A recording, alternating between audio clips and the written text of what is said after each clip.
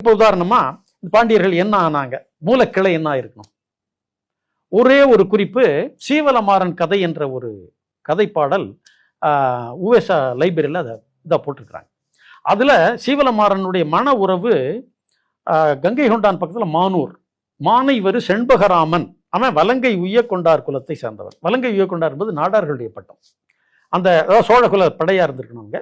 அந்த இதோட மன உறவு இருந்ததுன்னு அந்த குறிப்பு வருது. மானைவர் செண்பகராமன் என்பவன் வலங்கை உய்ய கொண்டார் பிரிவை சேர்ந்தவன். அவனுக்கோட தென்காசி சீவலமாறனுக்கு மன உறவு இருந்தது. அவன் சீவலமாறன் கடைசி காலத்துல அவங்ககிட்டயும் அந்த மருமக்கள் வழி ஊடுருவுது. ஏன்னா தென்காசி பாண்டியர்களுக்கும் அந்த திருவிதாங்கூர் பகுதியில் உள்ள பந்தளம் ராஜாவுக்கும் பூஞ்சார் அரண்மனைக்கும் தொடர்பு உறவு உண்டு, மன உறவு உண்டு. அதனால அந்த தாக்கத்தினால இருக்கலாம்.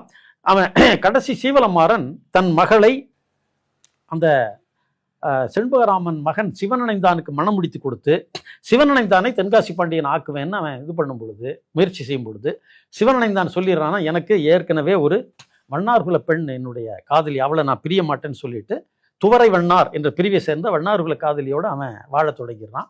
அதனால ரெண்டு பக்கமும் மறவர்கள், இந்த கொண்டையங்கோட்டை மறவர்கள் தென்காசி பாண்டியர்கள் பக்கமும், செண்பகராமன் அந்த சிவனணைந்தான் பக்கம் வன்னிய மறவர்களும் சேர்ந்து போரிட்டு பாண்டியராட்சி அழிஞ்சு போச்சுன்னு அந்த சீவலமாறன் கதையில் வருது.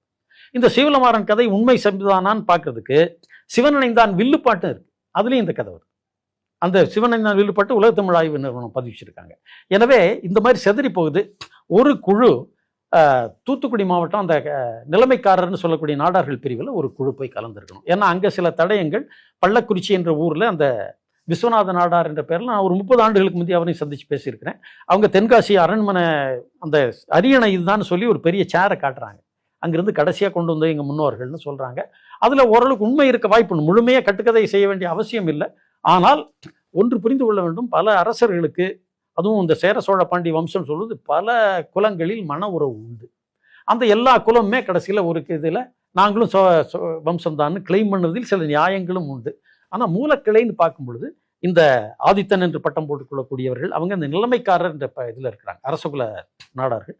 அவங்களையும் அதே மாதிரி பாண்டியர் என்ற இதுவும் அந்த ஒரு பிரிவு இருக்காங்க.